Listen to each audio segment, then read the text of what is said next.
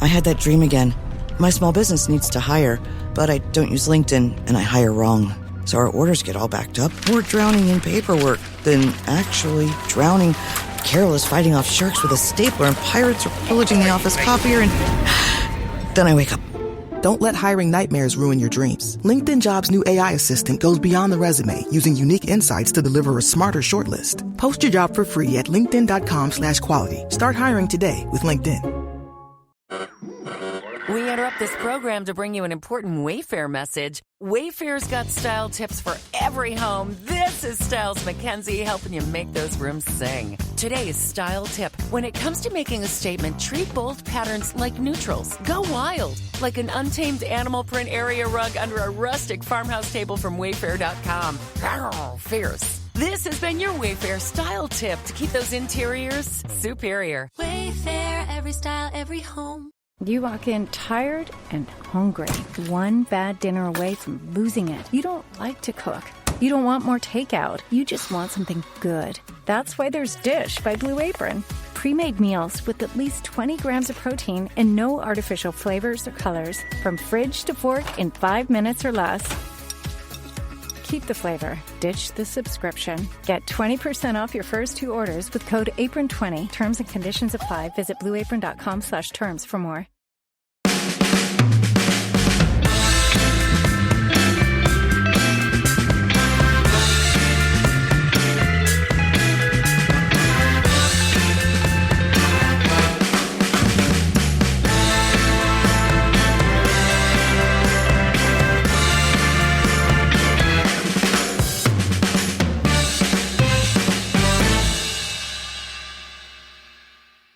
All right, here for the midweek pod with Wayne. We are just under 24 hours since Manchester United won, FC Twente won.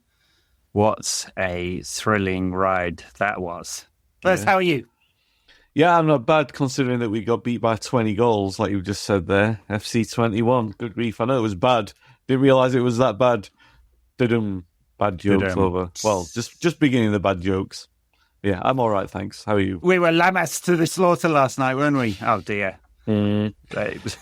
Wow, here we go. All night. Yeah, I'll just get my coat now. Deary me. Did we think we were good for a second when we beat Southampton and had a good half against Palace? I think for a second we thought we were good, didn't we? And then this has brought us right back down to earth. Yeah, do you know what? It's funny that you say that because I listened to the pod. Obviously, it's a great podcast. I listened to the one with you and Dan, and you know the positivity around the Palace game. But you know, like there's been a lot of sort of back and forth with this one, whether or not to feel positive or whether to feel like it's momentum stalled or something. You never really know until you've got the benefit of hindsight, because you never know how it works in the long run. The performance against Palace was a progressive performance in terms of that's what we want to see.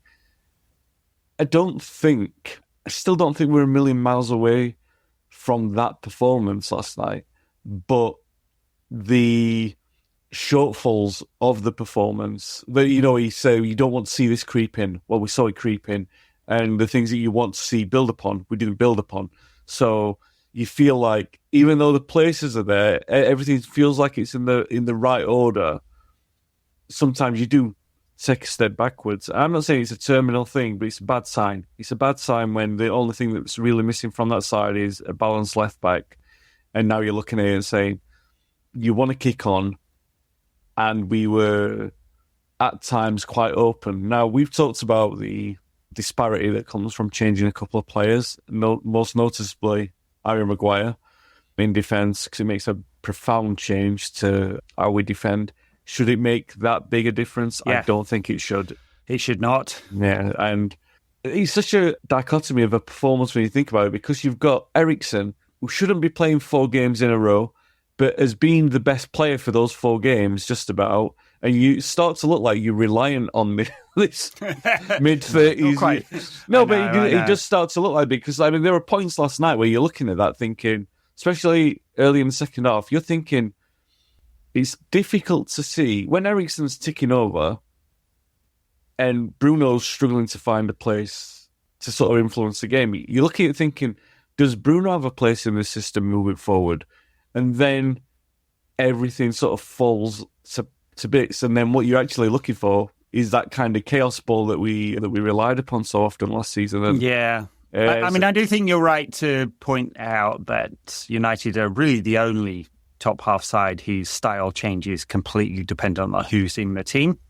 And I really think that's a systemic problem, not a player problem. There are player problems here, no doubt, right? But the fish rots from the head down. And in United's case, the fish is Erik ten Hag. And we're looking for 90 minutes of the performance against the first half performance against Palace, but stretched over 90 minutes with some goals. That's what we're looking for.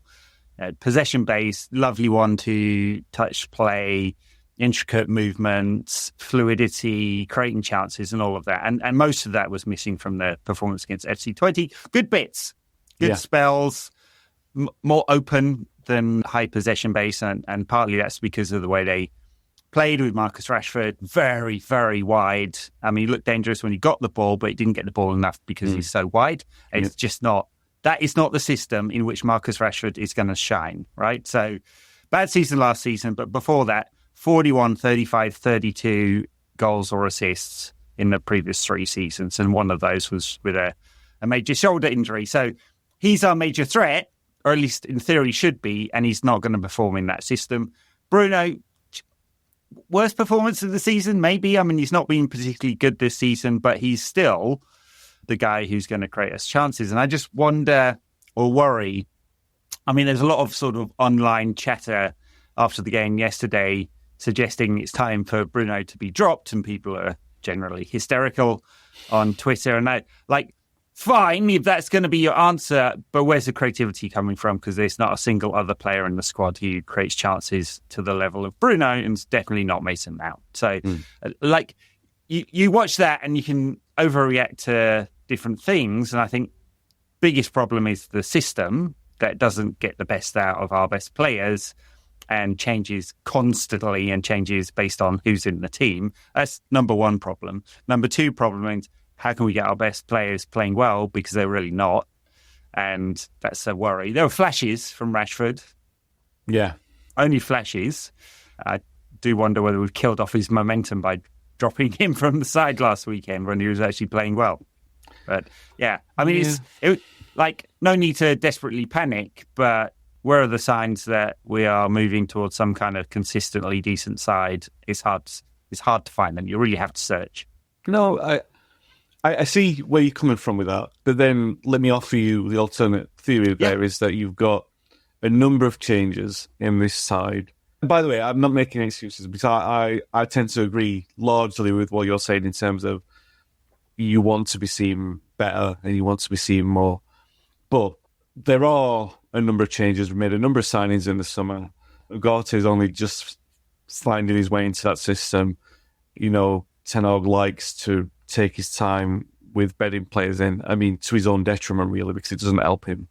And I don't think that there's been a strong argument, at least I can't think of one, a strong argument to the contrary that would say you don't put a player in earlier on because of this or that. So I don't think he's helping himself in that regard. However, be that as it may, the players are still bedded into that system. It's still a lot of changes in a short space of time. The players, we had a long history of injury crisis last season, so bedding that new system in, like Martinez coming back and having new defenders around him, the idea that you need Shaw there for balance, and even after that, Amas to come in on the left-hand side, you want to see these players give balance to the side that would theoretically help Rashford out. So the fits and starts, which we are seeing, and we are seeing them, obviously sometimes it will look like, one step forward, one step back. And I think obviously last night you saw one step back. I do think there were periods in the Palace game, particularly in the first half. I know you guys talked about it, but I just wanted to say something that I noticed in that game, and I remarked upon on the pod that I do with Paul Parker on Mondays, is that some of the football, the interaction was so good in the first half, the way that they were moving the ball first time, and you feel like there's one player in the way, and it's either Xerxes or it's Bruno, and you don't quite know what they were meant to be doing in that system. And there's an idea that, you could remove Bruno as not drop him, but remove him as a number 10 and have him running on to them as the false nine, as he played in the cup final in other big games as well. But instead of having him creating the chances, and I know that goes against the theory that you've got of him being the creator, but having him running onto the chances might solve a problem. However, it might create another one. You don't know. Anyway, the point I'm making is that you've got the system, and occasionally it flickers and it looks really, really good, and you think, all right, we can persevere with how it looks against Palace, because even without the goals, you would say, all right, that's worth trying again. That's not a terminal decline. That's worth trying for 2 or 3 or 4 or 5, 6 or 7 games. Try this run. Maybe change the personnel a bit. Like if a player's in form, start Rashford, by all means. But the other players, play them in combinations, allow themselves to find those combinations that work. And we were showing signs of that against Palace, and we were showing signs of that last night. I don't think that it seemed like that much of an issue until we conceded the goal, because we seemed to be coasting a little bit. And there is a problem that I find with this United squad, is that they've always seemed to believe in their own hype. So when things go a little too well, the first sign of them going well, and maybe it is a problem with the manager as well, that the confidence gets a little bit too high and they don't concentrate on the basics. And we saw last night, it seemed like a lot of the basics were missing. And that's when the finger gets pointed at the manager. And the point I'm making overall is that I do think that, I know you're saying there, is it a step backwards and everything, but I do feel that it's still a step forwards. It just doesn't always take the shape that you want it to take, and it doesn't always yield the results that you want it to yield. So you look at it, you say, all right, didn't work out last night, but you might have answered another question in there, and this manager's going to pay the consequence of it one way or the other. You might as well see where it's leading. I'm not totally against it at the moment. I was disappointed last night, and obviously the response to conceding that goal was very, very disappointing. But these are questions for the squad and for the manager. Yeah. I feel like we're getting there. I do. But where I'm saying where we're getting to, you couldn't ask me to pin an answer on that, because I've got no idea where that looks or what it looks like. But I feel like it's based on the Palace game, not the Twente game, that it feels like it's getting somewhere that I feel like, oh yeah, I'm getting behind this. I can understand. And I can understand there'll be bumps as well, but last night was a bit of a nasty bump, to be fair. There's not a linear path between here and whatever our final state or North Star is, for sure, and I think people will accept that. I think the criticism really is we're not quite sure what that North Star is.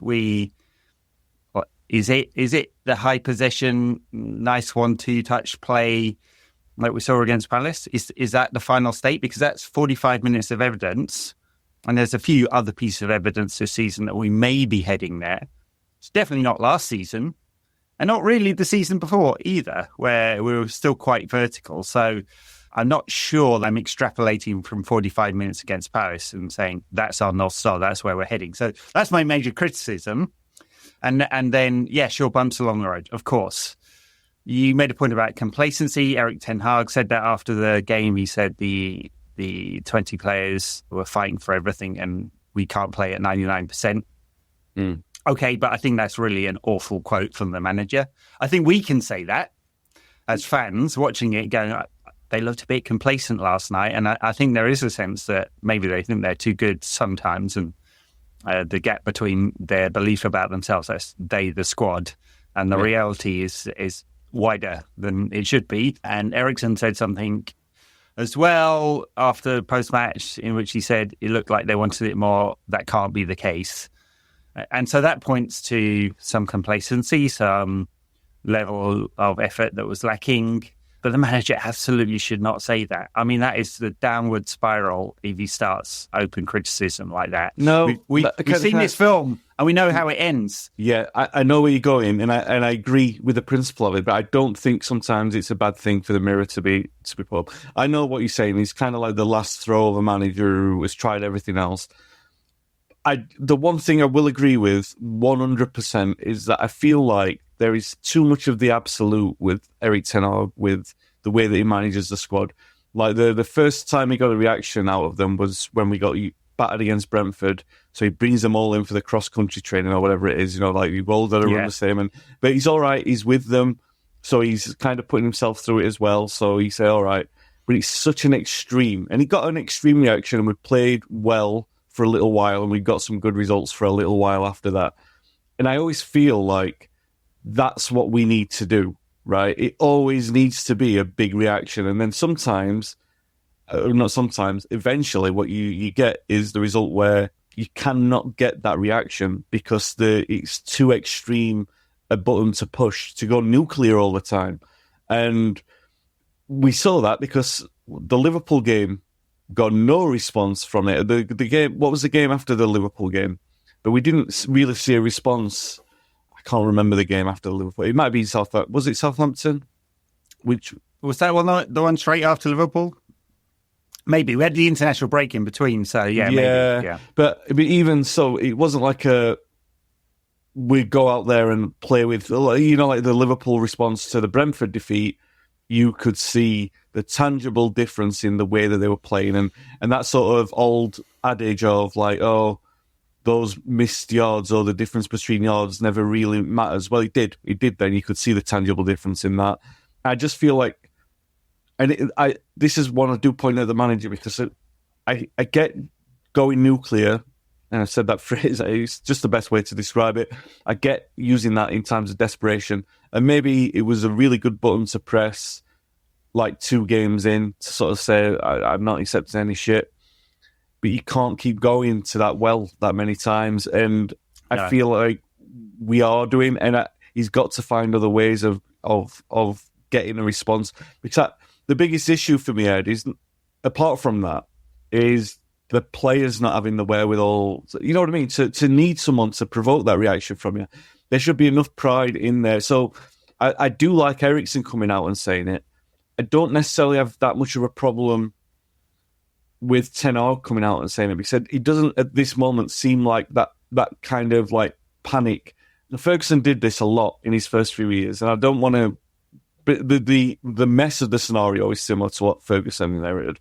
Ferguson did do this a lot, where he would go on constantly about the standards, because sooner or later that penny has to drop, and he does have to start with the manager. And I get where you're coming from, and I agree completely that he has to be the one who sets the standards and fixes that without this having to be necessary all the time.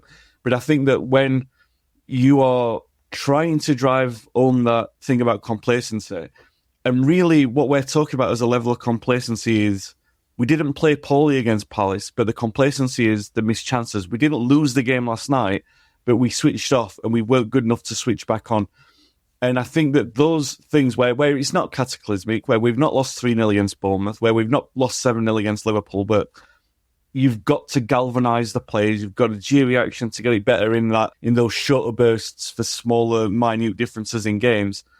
You have to try and provoke it somewhere. And sometimes maybe it is like being hard. I agree with the general point of like, don't go too hard this early on, but he's got to try something, right? And as long as he's trying this something, whatever it is, unless it's Mourinho levels of what Mourinho turned his back to the crowd when Rashford missed a chance, Mourinho started calling the players virus and stuff like that. See where it goes. As long as it's not that bad, and it's not toxic, as long as it's not that bad, we will be able to tell.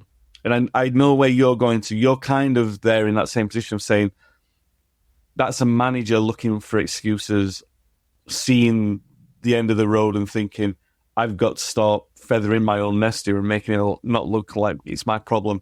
I'm still looking at it, hopefully, on the other side, saying he's trying to get a reaction and not make excuses. But there is only so many times he can do that. I accept that.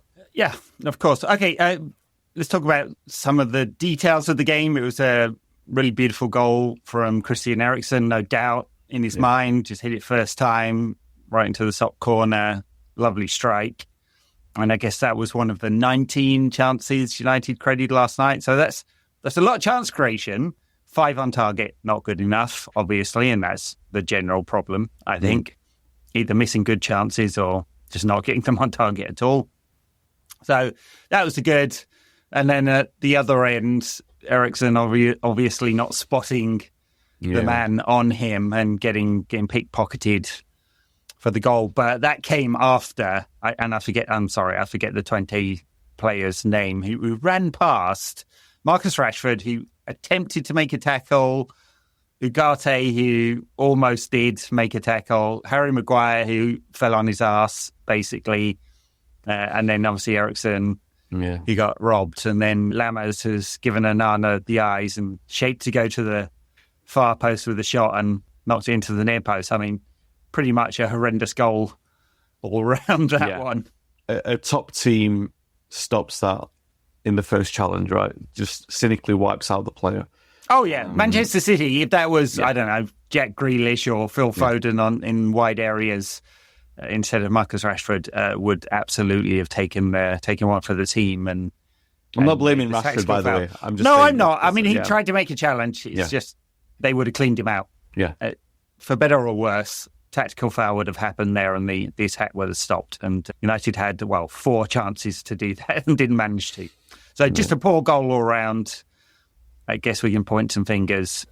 It was so many players that made some kind of error to different degrees there that there's at least 5 of them you can point at. Yeah. Just not awesome. And as you say, the reaction after that, well, there wasn't one, really. There were a few subs. Did we create a chance after they scored? It was the appeal, wasn't it? That's not really a chance. Yeah. Yeah. Yeah, it was disappointing. And again, I think that's another thing that does worry about Ten Hag is that, not to harp back onto the first season, but we did talk about this before, like up until Christmas in his first season, he had this really golden knack of every decision that he made seemed to have like a tangible impact on the game. Yeah, it was really good. And ever since then, I mean, there were moments last season in the cup run where you thought, oh yeah, there's a bit of that magic back. But they were gambles. They were always gambles. And this time round, that was a gamble last night, bringing on 3 players at once. It was like, oh, God. Do you know what I mean? It was kind of like, oh, God, here we go. We need to bring on Kobe and Garnacho, which is like, I love seeing them come onto the pitch, but I think you're asking a lot of those players, and Højlund as well, who's still finding his way in. I mean, I felt sorry for Højlund on Saturday because you're bringing him in, asking him to win the game, basically, in that situation, and he'd already gambled with putting Rashford through the middle, and that didn't work. So he's gambling on top of the gamble, and he seemed a little bit like that again last night. It was kind of like, well, we're not going to change anything up, really. We're just going to introduce fresher legs and hope that works out. And I mean, does Ten Hag ever make a major tactical change? He does like for like. Now, the system changes because the players change, but he almost never changes the shape of the team based on what's happening in the game. I mean, there were moments last night, right? That he went 4-2-4. He moved Bruno wide, or whether or not Bruno was doing that himself. And I did think to one moment, for a couple of moments there, that was a directive from the manager, but then Bruno would drift back in. And you know what Bruno's like? He can make a system look different, but he was noticeably different for let's say 5-minute periods where he would stay wide, and you would think that the system was changing there, but it never long enough for United to, especially all throughout the second half, never really felt as if they were controlling anything. I did feel a little bit for Ugarte as well, because while he's finding his feet in this midfield, I'm not criticising his passing, but I feel like I think you can. We knew, didn't we? So yeah, all right. Well, so that's not his strength. But it doesn't look like a massive weakness, but it feels like it looks like it's emphasised to be a weakness with the bad runs that some of the players were making last night. They were either too short, or the pass was too short, or the run was delayed or something like that. It accentuated it a little bit more strongly than it ought to have done. And while they're getting used to each other, we expect those kind of things. And it's just difficult that those kind of things are happening in the midst of a game where you need to really win and sort of stamp your authority, or in a run of fixtures where it's a difficult thing for a manager to, I'm not giving him an excuse here, but I can just understand the reasoning, to make those kind of changes when you're trying to generate a run of consistency, because his thing, he said, it's not only reluctance to change the system. In his first season, he was reluctant to change the players at all. He played 11 as much as he could. He played until the injuries dropped him out. To the point of near burnout, yeah. Yeah, so And again, it comes with pluses and minuses. You say, all right, you generate consistency with that, and we certainly did. We could see that this time round, but I feel like he takes players out and in at this moment in time for reasons that don't seem to make sense to a lot of us, like Rashford being dropped and brought back in, Eriksen being given a run of games, Ugarte being told, well, we're saying we're not going to see him for a couple of months, and then suddenly we're having to put him in from the start in Europe, which I think put him in from the start. But, for example, you bring him on against Palace, you bring him on for an impressive Eriksen at Palace, and he's not going to create those kind of things. It seems a bit contrary to the consistency that you're trying to build. And I wonder, that's the thing that you worry about with the decisions that the manager's taken, is that you are fairly and understandably trying to get these players minutes, but not in the rhythm of the way that the game is going. And that's not good. You really need to have your finger on the pulse better than that. I mean, a couple of tactical things that look a bit odd, don't they? With Xerxes, Bruno and Eriksen all in the same side, they basically all want to play in the same zone. So yeah, I think that's part of why Bruno drifts wide, because Xerxes is coming short and Eriksen's moving to the left. And at times against Palace, that really worked, right? Yeah. Where you had Ahmad, Bruno, Xerxes, Eriksen, a lot of nice touch players there. Times it worked. But again, not to labour the point, I'm not sure whether that's the final vision or not, really. So that's slightly odd. And then the other tactical thing that we'll find out how it works is Ugate's not a progressive passer. I mean, his time from Sporting and Paris Saint-Germain and even with the Uruguay national team will show us that he's just not a good progressive passer. He keeps the ball well and playing safe passes. That's kind of what Kobbie Mainoo does as well. So if that's the pairing midfield, how are they going to get the ball forward? That'll be a question for later. We haven't seen them together very much yet. And that may be against Tottenham on Saturday. Of course, we'll come on to preview that game. Sunday, sorry. It'll be an issue for United. And if those two aren't progressive passing and we're trying to play possession, it's going to be Bruno, and we need Bruno to start playing well and not to burn out. Yeah, as well, because Kobbie doesn't leave smooth with the ball, and he did that really well against Palace. I thought he's been flat so far this season, Kobbie, but I thought he was really, really good against Palace, like an 8 out of 10 good. Yeah, it didn't seem enough of him last night to say anything. There was definitely like a massively upwards trajectory. They say, "Oh, this is Kobbie that we're familiar with," and he does when he's on song, when he's flowing, and that's generally 99% of the time from what we've seen of him. He's a really good, confident mover with the ball. But like you said, actually passing it into channels and doing that kind of thing. I'm not saying he's terrible at that, but we don't see enough of it. And yeah, you want to see more of him if he doing that, if he's going to be, and he will be, you would presume, the person that's doing that heavy lifting alongside. Well, he's going to be the link player. Number 8, but linking between Ugarte and Bruno and the wider players. In terms of United's position in the Europa League, I mean, obviously it's 1 game out of 8. The challenge is that it's Porto away and Fenerbahce away next. And they are not easy places to go, for sure. Yeah. I mean, I don't think either side's perhaps the best formation of themselves. Although Fenerbahce were very close to winning the Turkish league last year. I mean, I think they got 99 points and still didn't win the league. So, yeah, very, very, very close. Mourinho, Fred, yada, yada, and all of that. Going to be a great atmosphere. Not an easy game to go get a lot of points out of, and neither is Porto. And that could leave United on not very many points after 3 games and a bit of pressure into the final 5 games of the group, of which there's no quality at all, really. I mean, Rangers, PAOK, so on, Steaua Bucharest, and like there's just not a lot of quality. United should coast. I saw one estimate that it's like 15 points should be enough to guarantee you a space in the top 8. Great. It's also seeded the next round, so you've got to think about that as well.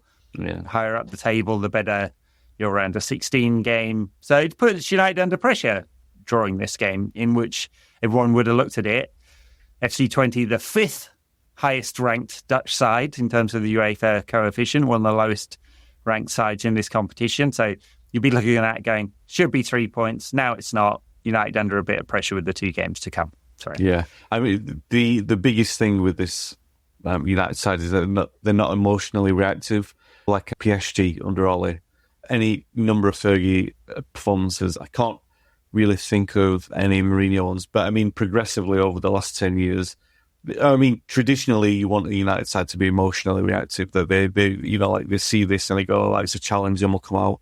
You'll see blood and fire and everything like that." You won't see that from this United side. I'm not saying that that's a criticism. Maybe the clinical edge will be enough, but there's still too much of the shoot yourself in the foot thing about this team, and we saw it in Europe last season. We'll see it again. I'm not being downhearted about this, but we will see it again in the remaining European group games. It's going to happen. So buckle up, guys. You will see that. Yes, and again, not to be too binary about this, but Tottenham, Porto, Villa next 3 games. I mean, that is not an easy run of games. No. I know there's a lot of criticism of Tottenham this season, and it's a kind of all or nothing style. So that'll be interesting, but pressure is on, and it's always on. And because of last season, there was absolutely no credit in the bank.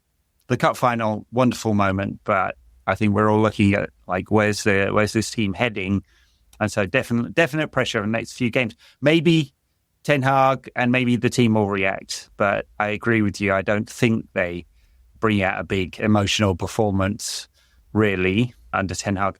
All right. That's Twente. We've given them a half an hour, which is probably more than that game deserves. So we give them 10 minutes more than they're allotted 20. Yeah, that's right. Yeah.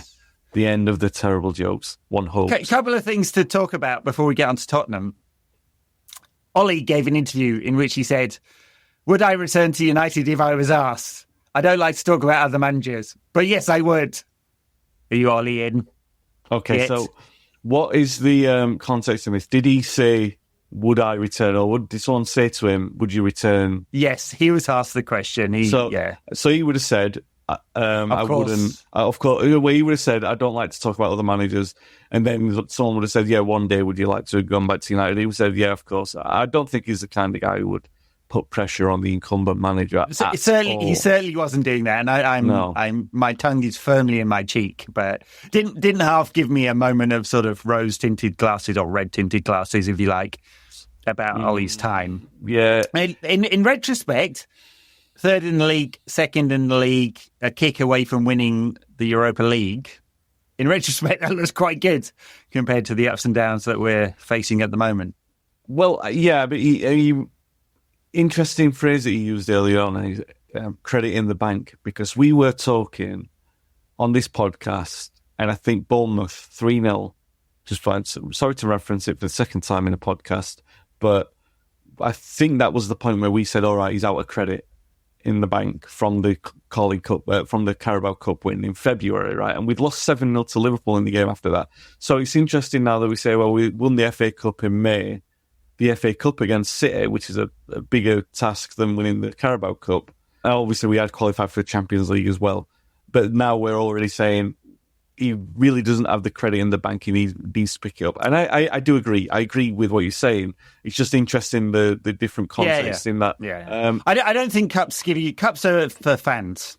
Cups are for fans. They're fantastic moments. And we will celebrate Marcus Rashford's 60-yard ball and the cutback and Cobby finishing forever, right? So fantastic moment for us, but I don't think it is a reference point for the progression and the quality of the team. Ten Hag makes it a reference point. Ollie, and maybe they're both saving their own skin. Ollie, of course, famous quote when he said, "Cups don't mean anything. You look at the league position." So, I mean, look, I'm prodding here just because I can. And he came out with the quote and did the interview, and yeah. You do not need to prod at me with any great force to get me all nostalgic and teary-eyed about Ollie. I'll do a recreation of his MUTV interview. I'll bawl like a blubber ball about Ollie. I love him to bits. Yeah. And anyone, I don't think that even if you were wanting him sacked for 6 months or for a couple of years, hopefully I don't think his status as a club legend has been diminished by anyone or in the eyes of anyone. to be nostalgic about it, I mean, that last few months, I've always maintained that although we've been at odds about the Ronaldo signing, I always excitedly, you know, I will say I was glad that he came back, and I'm glad I got to watch him. Glad my nephew got to watch him. He brought those records in the United shirt, and if he was going anywhere, blah, blah, blah, blah, blah. I did say at the time, and I do maintain now, that if you had 25 million to spend on the wages and the total package, then we were desperately needing a midfielder. And that was not on Ole, that was on the ownership. They pulled that back. They didn't find that money for a defensive midfielder, and that's what undermined that start to the season. And obviously the reliance on Ronaldo there, because we had a decent flowing front line at the time. The rest of it, earlier I'm talking about emotionally reactive football, that was Ole. And God, yeah.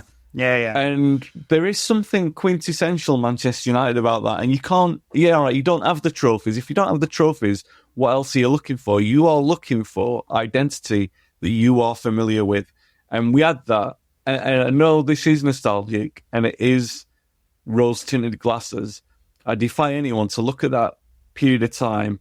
If you didn't, all right, someone might not have felt as connected to it, but in that period of time, I felt more connected to the club than I have done in any period before or since. So, I'm 10 out. I fully agree. 10 out in. Support the trophies, see the progress in a way that people don't, and I may be wrong with that. I'm always the manager in anyway. But now looking back, I do, it is nostalgic and it is rose-tinted glasses, but God, there were some good moments under Ole. We played some good football. We played some good football as well. Played some good football, lots of big victories, 28 games without defeat on the road, all those comebacks. And you know what Ole wouldn't have done, perhaps to a fault, is with 20 minutes to go in a game against absolute dross at home, send on Garnacho, one of your best attackers, and tell him to, with the instructions, defend, defend, defend. Wouldn't have done that. And I'm sorry to be really reductive and channeling social media presence into a podcast where we actually have time to be a bit more in depth. But you see that kind of thing, you wonder whether Ten Hag gets it. And I know that's an awful cliche and not great analysis. All right, the other thing to mention, it's just kind of breaking now, so we don't have all the colour and the depths about it, but Manchester City have had some kind of partial minor victory in their arbitration case against the Premier League to do with, this is not the 115 charges or 130 charges. Yeah. This is the associated party transactions rules, which were strengthened after Newcastle were bought a couple of years ago, to say that they would have two things. One, anyone that's deemed to be an associated party, that the value of any sponsorship contract has to be assessed by an independent third party. And alongside it goes a database of all the sponsorships throughout the league to try and create some benchmarks. And it looks like, although the judgment has not been published and may never be published because of the Premier League's collective secrecy of rules around this, it looks like City may have won some kind of victory around the database, but not around the assessment by a third party. I don't know what that means yet, exactly. But just thought I'd mention it and get your reaction. Yeah, thanks. Here's some information. By the way, I only saw one tweet about this before I came on. I was waiting for that. It was Mike Keegan at the Daily Mail, wasn't he? Who's run the story. Yeah, well, there's a few. Ziegler did a reasonably in-depth piece in the Times in which he basically suggested City had won, but only about this database thing, or the data bank, I think they call it. And Tariq Panja was tweeting about it. So from the New York Times / Athletic to say, it looks like they've actually lost the main body of this, but it may well be the judgment has not fully come out yet. Right, okay. So, I only saw Mike's tweet about it and the Mail running it. This, I think the City thing is, the 115 is City isolated, right? It's what happens to City and the depth of their alleged cheating, for want of a better phrase. This other charge is, I think, is arguably more, not serious, but has more of an impact on the game widespread in terms of I agree, what kind of can't happen. And yeah, it's a concern because, first of all, you do need transparency. So that we'll get transparency either through published accounts of what's happened or through the events of the future. Really, they'll tell us whether or not, they'll also get away with this kind of nonsense. It will be catastrophic for the game, and actually be careful in the breadth in which I say this, because I do mean the game. I mean the game. We see the diminishment of the European game. Some clubs have survived it, like Real Madrid can survive it, but they'll always be an outlier because they're Real Madrid. Barcelona haven't survived it. The Italian league hasn't survived it. This kind of thing will be catastrophic for the game, and there's no way back from a decision like this until the clubs themselves form some kind of secondary mutiny or breakaway from it, because there'll eventually be a resistance. There'll eventually be a point where Manchester City as a club are a different entity to Manchester United, Liverpool, Arsenal, and Chelsea, Spurs, Everton. They're the next echelon of club. But what I mean is English football couldn't survive without Manchester United, Liverpool, and Arsenal, because they're the big hitters. And I'm not saying that just because I support one of them. I mean in terms of like interest, revenue, appeal, everything across the board. You need those clubs to survive. The league doesn't need Manchester City to survive. Not in the slightest. Or Newcastle, really. No. And there will come a time when, because City don't generate the revenue they claim to, they don't have the interest they claim to generate, and all that sort of stuff. You can tell it's a facade. The Emperor's new clothes on the Premier League will eventually wear thin, because no one will want to watch an uncompetitive Premier League, which it basically is to all intents and purposes anyway. But as City win 10, 11, 12, 13, 14, 15 in a row, and Newcastle are their only challengers, and the only reason that is because of money. And we can all pretend that Newcastle and Manchester City are the new powerhouse, and he's taken football to a new level, and they get 110 points, and this is a new barometer for English excellence, and it's excellence across the European board. It will only be interesting to fans of those two clubs. The rest of everyone, and everyone else will not give a toss about it. No. And then the rebellion will start, and then you will start seeing the breakaway, because the breakaway as it stands, where people say they break away for a Super League and they break away for the Premier League in the first place, those kind of things, you can argue the back and forth whether or not it's good for the game or not. And you can even say, have that argument where you can say whether or not it's the pushing the button on in terms of ruining football irreversibly, and you could say that's a part of it. But this is a different kettle of fish completely, because it's not just the Premier League. Yeah, all right, you look at those two clubs and you go, oh, yeah. Do you want to see Newcastle and City compete for the Premier League every year? Doesn't really matter in some respects, because there'll always be two teams. But then, do you want to see Newcastle and City compete for the FA Cup every single year? And the only hazard to that will be whether or not they draw against themselves in the early rounds. Do you want to see them two in the Champions League final every year? Because that is what you'll end up with. You won't see any competition across the board. Well, that's why the rules were formulated by the clubs. I mean, the Premier League is a collective, right? And enough clubs voted to strengthen the rules around associated parties. And I totally agree with you. If that second part of this case turns out that the benchmarking of value of associated parties can't be done, then there's effectively unlimited state wealth, because City can invent 400 Abu Dhabi sponsors and generate as much wealth as they like, and so can Newcastle. And that seller sponsorship, which is a company that appears to do absolutely nothing, apparently it's an events company, but no one can spot anything they've actually done. A seller sponsorship on the front of the Newcastle shirt would not be worth 25 million a season, it'd be worth 125 million a season, and it would be very hard for everyone else to compete. By the way, Sir Jim was basically on City's side with this case, because he came out in that interview and said, I think it's anti-competitive or something. I'm paraphrasing what he said, which is essentially City's argument. They appear to have made a competition law argument to say, hey, you can't block us. But and I think the Premier League's pushback will be, it's a members club and we agreed the rules together.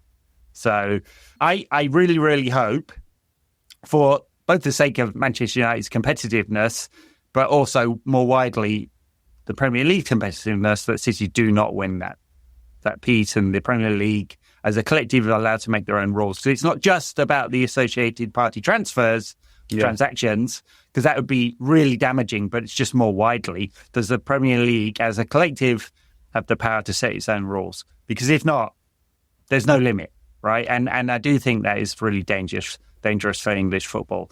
The 115 charges, we'll get a judgment sometime towards the end of the year and a punishment sometimes towards the end of the season, and we may not see all of that. And by the way, one thing about the secrecy thing, which I do think is really damaging for the Premier League overall, they voted it in, the clubs voted in secrecy, but City are happy to leak. So you get every time there's some kind of judgment or next step in any of these legal cases, we only get one voice, and that is City's voice. Yeah. Who will leak while they are happy to leak.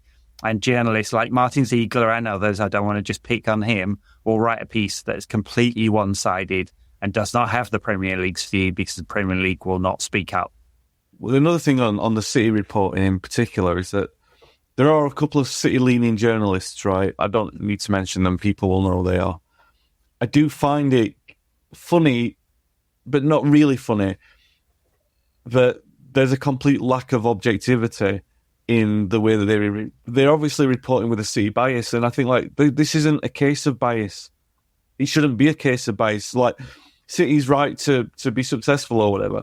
It's not about that. We could be talking any other club, because we're talking about the actual principle of state wealth and that kind of... Really, the FFP thing and everything was set up to prevent elites and to, repeat elites and stuff like that. And really, the point is that the City as a vehicle, they're a sports washing vehicle, are perfectly set up to do all this kind of stuff. But as a sporting entity, this is not sustainable for Manchester City. So if they pull the wealth, it can't last. Sure. So that's the point. And City fans say you don't want us to succeed. And the rest of us, all right, it'd be funny to see them do a typical City. But the point is that I don't have any great care to that. But I wouldn't want to see them go under. I know some people would say, you know what I mean? People will say, I don't care. They get what they deserve at this point in time. But that is the principle of the rule, really. And City are the most vulnerable case to that. I mean, Newcastle are probably less vulnerable to that because they've got a bigger support traditionally, and that they could theoretically... Well, they're also trying to grow from a lower base without the massive injection of wealth because everyone spotted what happened with City. The community was slow to react and not understand what was happening exactly, and the rules were brought in well after time. And also City were very good at cheating, allegedly. Not allegedly, we've all seen it's in the public. It's in the public domain. Yes, the other thing to mention, of course, is that Sir Jim is really fucking rich. I mean, off the scale rich. His personal wealth is in the tens of billions. Ineos, in which he's the largest shareholder, is 60 billion a year euros entity. He paid himself in the last financial year 500 million in dividends just because he can. A few of the other shareholders complained about that. Not his friends who started the company, but there is some parts of the company, the holding companies, and publicly listed. Most of the wealth is not in that, though. So there's some complaints about that. The point being, if he felt like it, once the, the Qualcomm contract has come to an end, he could chuck a whole ton of money. OGC Nice, 1-1 draw, or United 2, as we should call them now, 1-1 draw against Real Sociedad last night, so decent result for them. United 2, sponsored by Ineos. We could have the next sleeve sponsor as Ineos at £400 million a year. The Ineos training centre, £1 billion a year, no problem. The petrochemical sector sponsor, £500 million a year. Ineos, you get where I'm going with this, right? If he wanted to, because he's really fucking rich, he could do it. Now, I do think there are I'm not saying I think that's good. I as someone who's like fairly financially literate, and a lot of accountants and financially literate people in the football world are kind of against FFP because they think it's anti-competitive for people who are ambitious. I do think it's good for the game overall to have limits and structure. So I'm not actually in favour of Sir Jim being allowed to spend whatever he likes. But state wealth and individual wealth, or company wealth in the case of Chelsea, and the kind of ambition, I do think they're two very different things. So the impact of FFP and maybe related party transactions on, say, Aston Villa, who are super ambitious, or Chelsea, who are private equity and ambitious to a certain extent, is kind of negative. But it's worth it to hold back state-run clubs. I actually hope that after City are found guilty on the majority of these charges and take a severe punishment, that Abu Dhabi decide to get out and they sell out to private equity, and City would just then be something that looks a bit like Chelsea. Like, they'll sell out to some people who will try, they will not be the same as they were because they won't have all these related party transactions, and the value of the whole entity will not be the same without, let's say, convenient moving of players and money between the two. I was going to say two parties, 13 parties in the City group. So it's a very dangerous time for football overall, both the City fraud case and what that might mean, but particularly related party transactions. So I hope that the rules are sustainable. If they're not, I think Sir Jim has indicated he'd like to get out his really fat wallet and start spending. Yeah, ask yourselves whether you want that, other fans. Yeah, no, I'm with you. I was going to say, I'll say it anyway, that I'd quite happily take, if you remove state wealth from the game, I'd quite happily take 20 years of not seeing United win anything in a competitive environment. I mean, like, I wouldn't be happy to see it, but if you said that United for the next 20 years win nothing because competitively they weren't good enough, and that United wasted all the money like you could say that they have done for the last 10 years, then fair enough, because A, it's their own wealth, and B, their own stupidity. Do you know? And if that's the way that it goes on, then fair enough. We've only got ourselves to blame with that. I'd rather see that than the scenario I've just described to you, because it's not just English football, it's every other team, every other nation. European football will be ruined, and then you'll see the Super League, and you'll see a scenario where other teams don't want to compete against City and they don't want to compete against Newcastle. They'll take that upon themselves. There'll be a mutiny in that respect because they won't want to compete with them.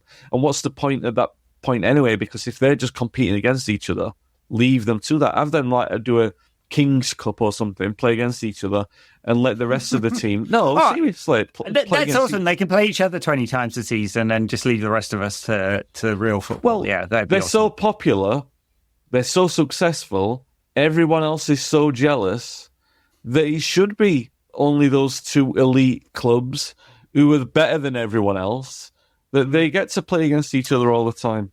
The Etihad was the empty head for their Carling Cup tie the other night. There were big blocks of empty seats, which you don't see at Newcastle, by the way. That is a club, for better or worse, where the support has sustained through 50 plus years since they last won the league. You see a lot of bare-shirted men, bare-chested men, I should say. Bare-chested with their one-packs hanging out. But what a pack. What a pack.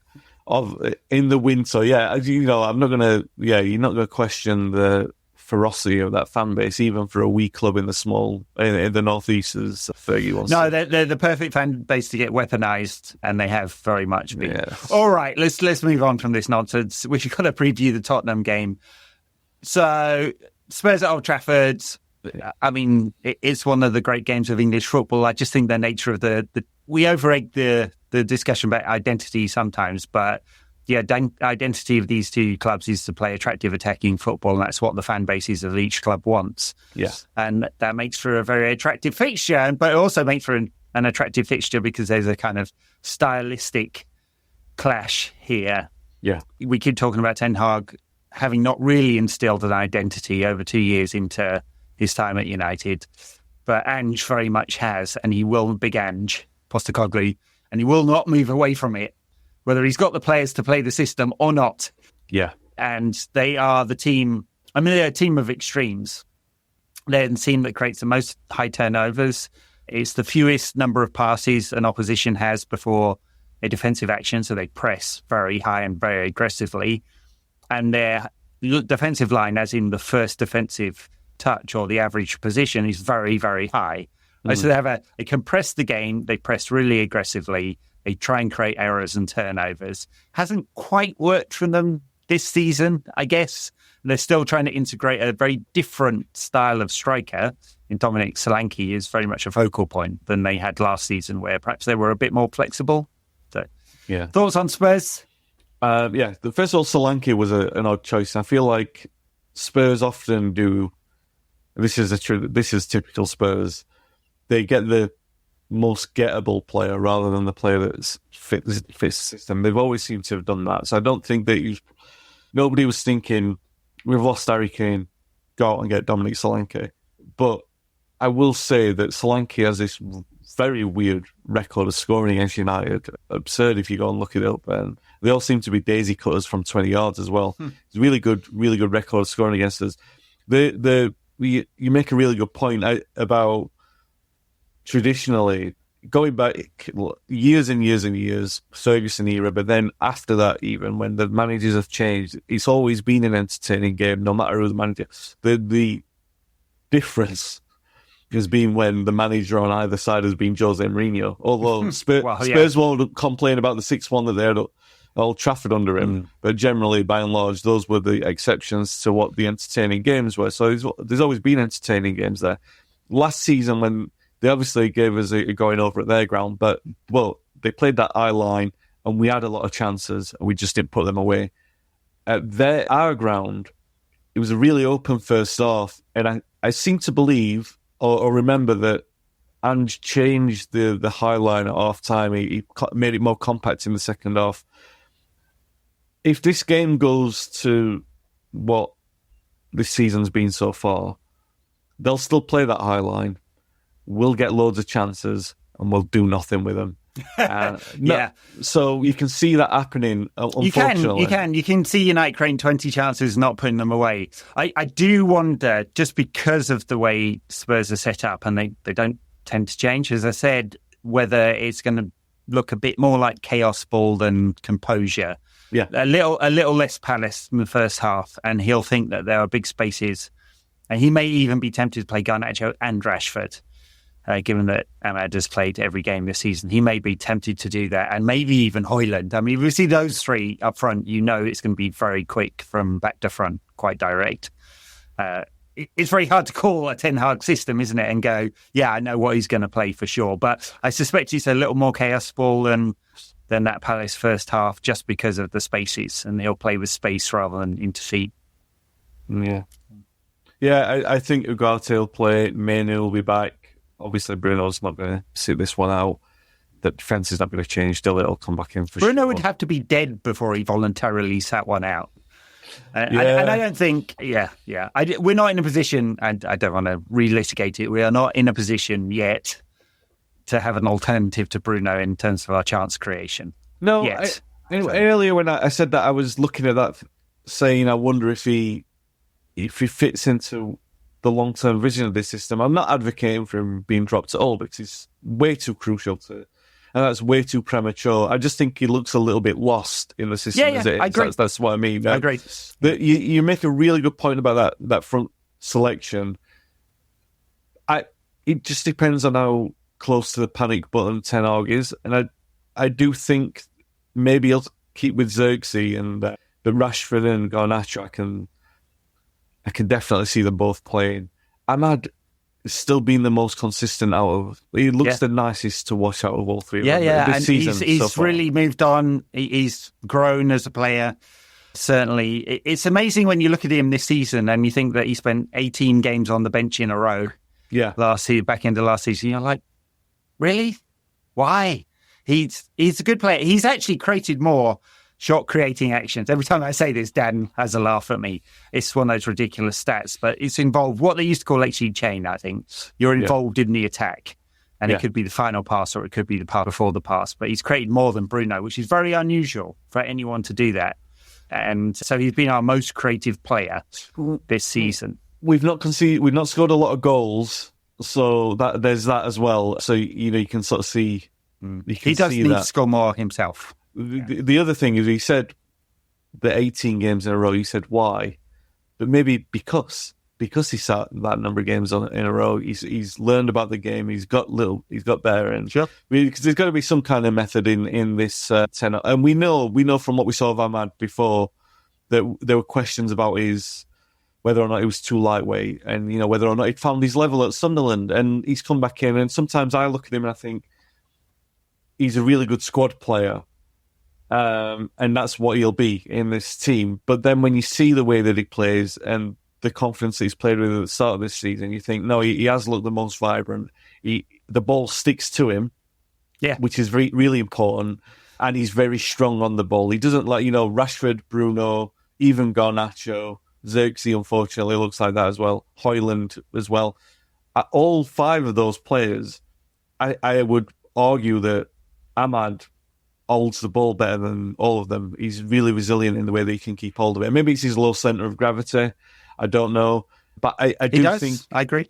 I do think that you're quite right in looking at what the threat is at the weekend and feeling that it's like a bigger billing of game, and that Garnacho and Rashford are kind of that bigger billing. I feel like because Xerxes played so often that he's got a chance at starting, but I wouldn't be surprised to see those three, like I said, Højlund playing in there as well. But yeah, definitely I would say Rashford and Garnacho, but it's a big game for them. It's a really big game because they've got to step up and do it. I know Garnacho has done that, and it maybe the stars are aligning for both of them to do a start turn on Sunday, because God knows we need that from both of them, really. We need a big statement performance. The manager needs it. He really does. He does, because Porto and Villa afterwards, pressure ratchets up. But as ever with Ten Hag, we get these swings. So maybe we'll get a fantastic performance, and we'll take some of those many chances that we should create. It's 19 against 20. I wouldn't be surprised if it's something similar against Spurs. Maybe we'll take a few of them and we'll all feel good about ourselves. Let's hope so. All right, let's leave it there. Somehow we've managed to talk for an hour about that awful Twente game. There are a couple of other things as well. Thanks, everyone, for listening or watching. If you're on YouTube, you can go to YouTube and check out our beautiful faces there. If you're on the audio, we're across all audio apps. If you're on YouTube, and we're on Patreon for the backers content, we do one backers show and one tactics show each week for our backers, or on Apple Podcast subscriptions as well. Thanks a lot, everyone. Bye now.